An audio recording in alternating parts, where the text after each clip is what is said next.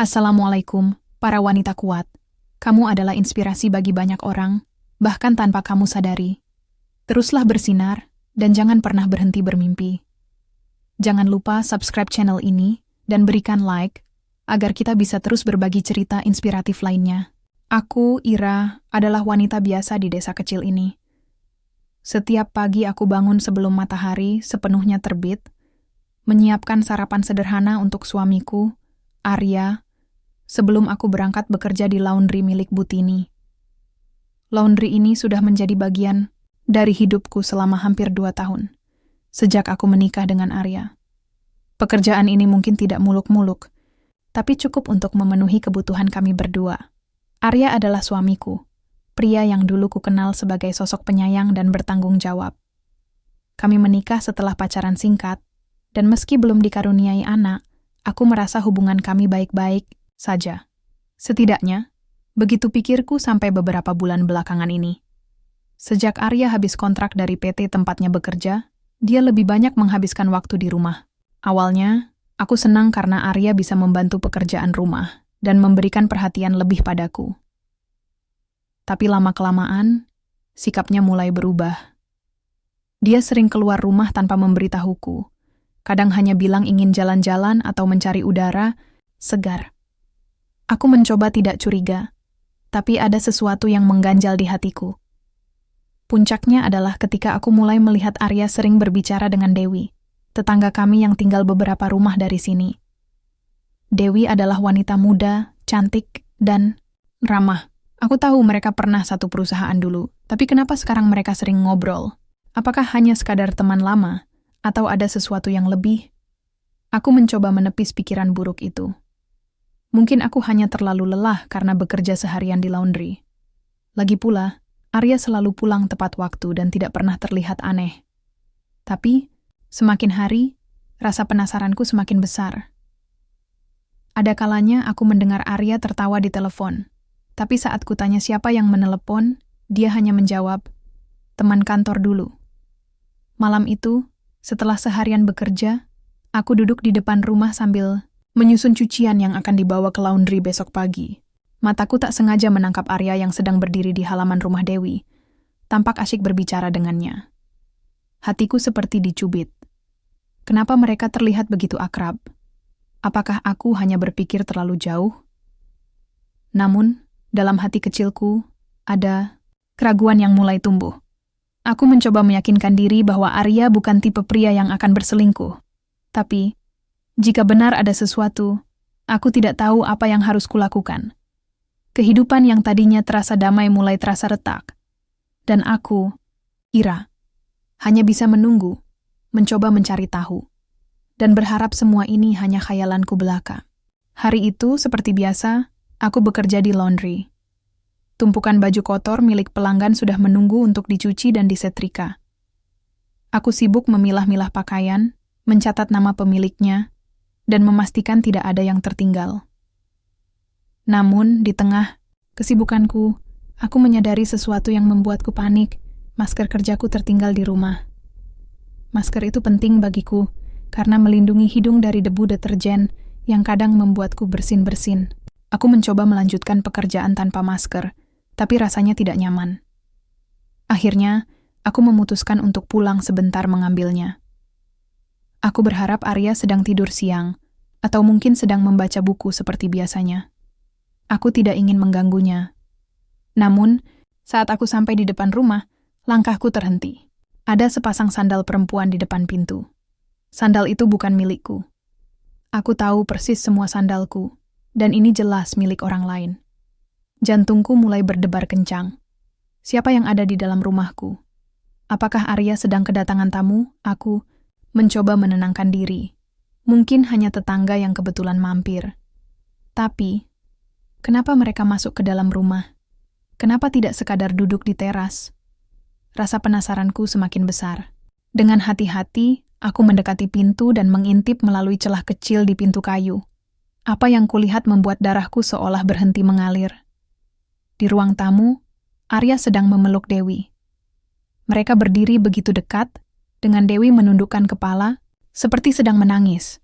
Arya mengusap punggungnya, seolah mencoba menenangkannya. Hatiku hancur seketika. Semua keraguan dan kecurigaanku selama ini ternyata benar. Arya telah mengkhianatiku. Aku merasa marah, sakit, dan malu. Bagaimana bisa dia melakukan ini padaku? Setelah semua yang kami lalui bersama, setelah aku bekerja keras untuk memenuhi kebutuhan kami, dia malah berselingkuh dengan tetangga sendiri? Pikiran-pikiran itu berkecamuk di kepalaku, membuatku gemetar. Tapi aku tidak langsung masuk. Aku tahu, aku harus melakukan sesuatu yang besar. Aku tidak akan membiarkan mereka lolos begitu saja. Dengan suara sekeras mungkin, aku berteriak, "Tolong, tolong! Ada pencuri di rumahku!" Warga desa yang mendengar teriakanku langsung berdatangan. Mereka penasaran dan khawatir, takut ada sesuatu yang buruk terjadi. Ketika pintu dibuka, wajah Arya dan Dewi pucat pasi. Mereka tampak panik, mencoba menjelaskan apa yang terjadi. Tapi aku tidak memberi mereka kesempatan. Aku menuding mereka berdua, berkata dengan suara lantang, "Mereka selingkuh. Arya, suamiku, berselingkuh dengan Dewi." Warga yang datang langsung heboh. Beberapa dari mereka menggeleng-gelengkan kepala, beberapa lagi bergosip pelan. Arya hanya bisa diam, sementara Dewi mencoba membela diri. "Tidak, Ira, ini tidak seperti yang kamu pikirkan." Tapi aku tidak mendengarkannya. Aku terlalu marah untuk peduli. Saat itu, satu-satunya hal yang kupikirkan adalah mempermalukan mereka di depan semua orang. Dan aku berhasil. Arya dan Dewi menjadi bahan pembicaraan seluruh desa. Setelah insiden itu, aku pulang ke kamar, menangis sejadi-jadinya. Hatiku hancur, tapi di sisi lain, aku merasa lega, karena akhirnya semua rahasia terungkap. Meski begitu, aku tahu ini baru permulaan. Konsekuensi dari apa yang kulakukan hari ini akan mengubah hidupku selamanya. Hari-hari setelah insiden itu terasa seperti mimpi buruk yang tak kunjung berakhir. Nama Arya dan Dewi menjadi bahan pembicaraan seluruh desa.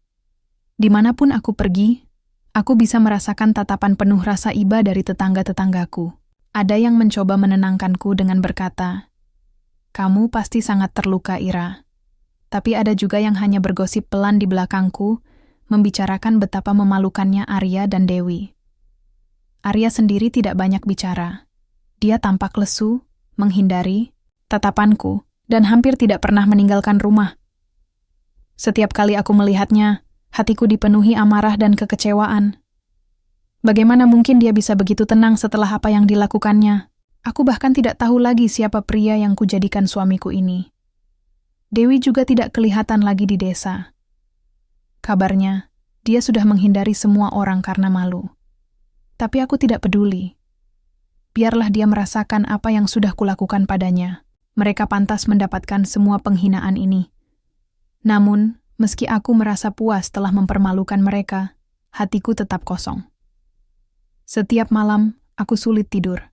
Pikiranku dipenuhi oleh kenangan-kenangan indah bersama Arya, saat kami pertama kali bertemu saat dia melamarku, dan saat-saat sederhana ketika kami masih tertawa bersama. Kenangan-kenangan itu sekarang terasa seperti pisau yang menusuk hatiku. Aku tidak tahu bagaimana caranya memperbaiki hubungan kami, atau apakah aku benar-benar ingin melakukannya. Akhirnya aku memutuskan untuk mengajukan cerai. Aku tidak bisa hidup bersama pria yang telah mengkhianatiku, apalagi setelah semua yang terjadi. Ketika aku memberitahunya tentang keputusanku, Arya hanya diam. Dia tidak mencoba membela diri atau memohon agar aku mengubah pikiran.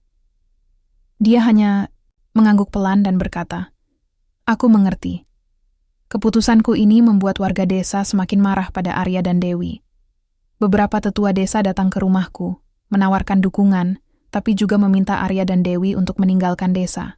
Menurut mereka, tingkah laku mereka telah merusak norma-norma yang dijunjung tinggi di sini." Arya akhirnya setuju untuk pergi tanpa banyak bicara. Dewi juga sudah tidak ada kabarnya. Desas-desus mengatakan bahwa dia pindah ke kota lain untuk memulai hidup baru. Setelah Arya pergi, aku merasa lega. Rumah yang tadinya penuh dengan kebencian dan kemarahan kini terasa sunyi. Aku mulai kembali bekerja di laundry seperti biasa, mencoba melanjutkan hidupku. Tapi ada sesuatu yang mengganjal Di hatiku, Arya tampak terlalu pasrah menerima tuduhan perselingkuhan. Seharusnya dia marah, membela diri, atau setidaknya mencoba menjelaskan.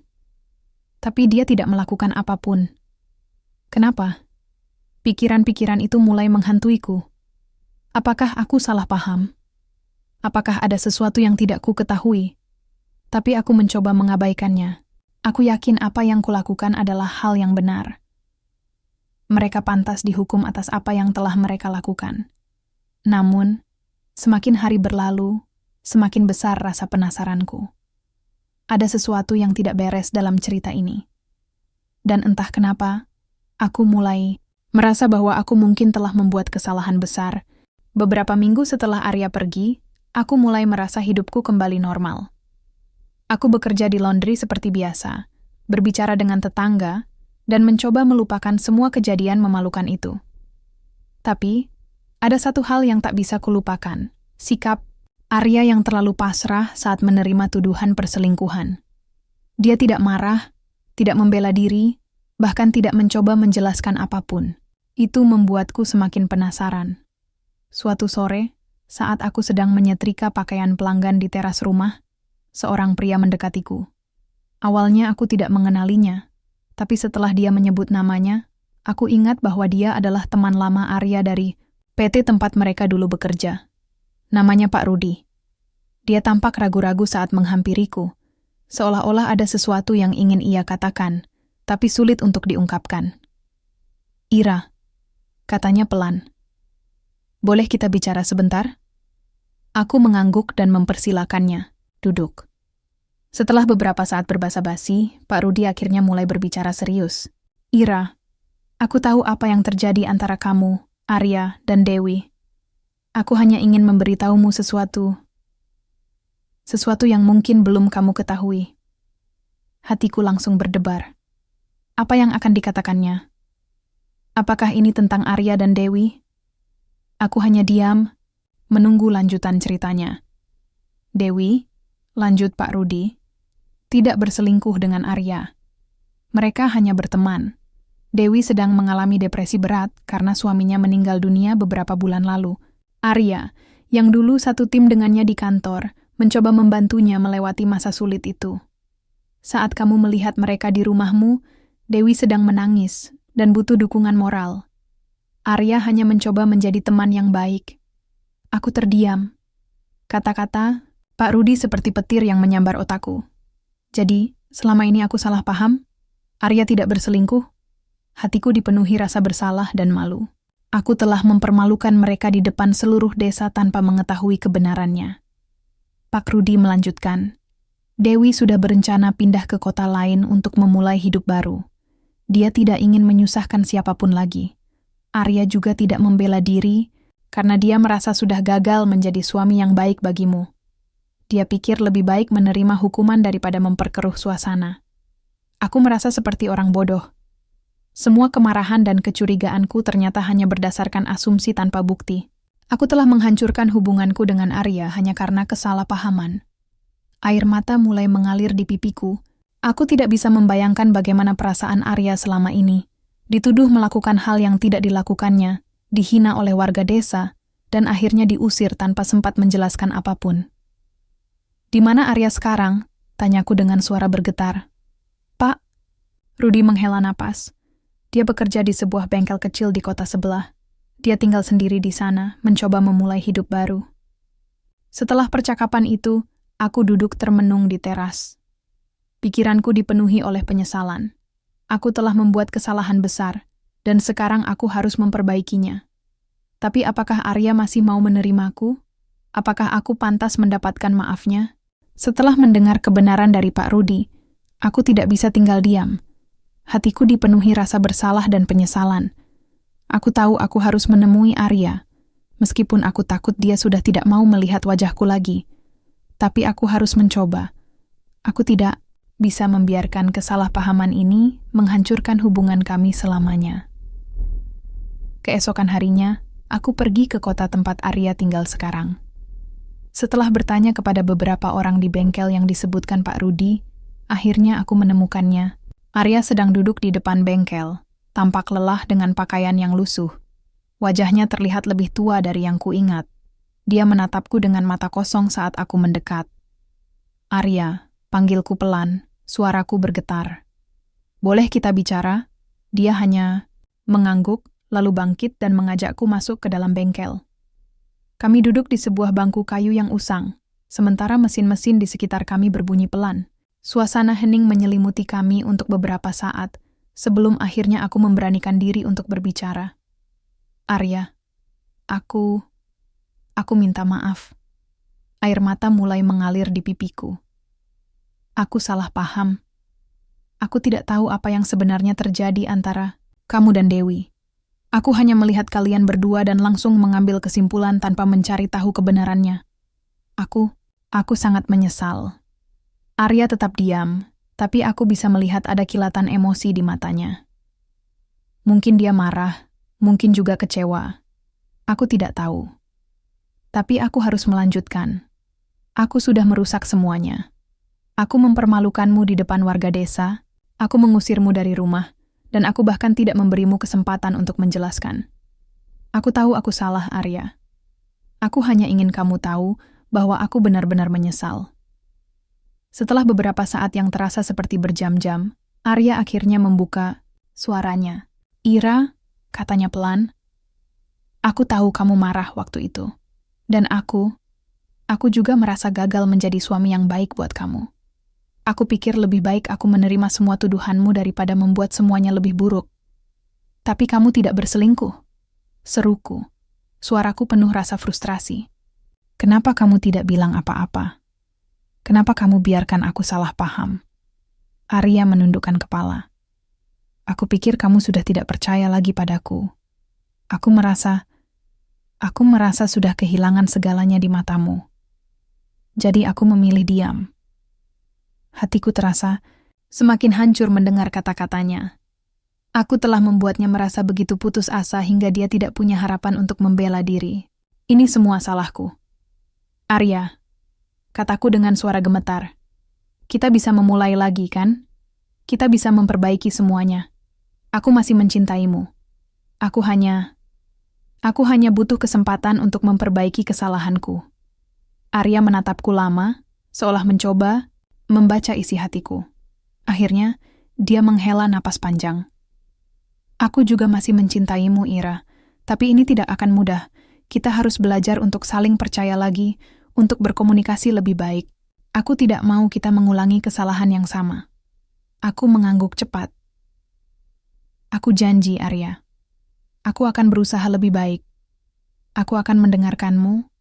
Aku akan mencari tahu dulu, sebelum mengambil kesimpulan. Aku hanya ingin kita bisa kembali bersama."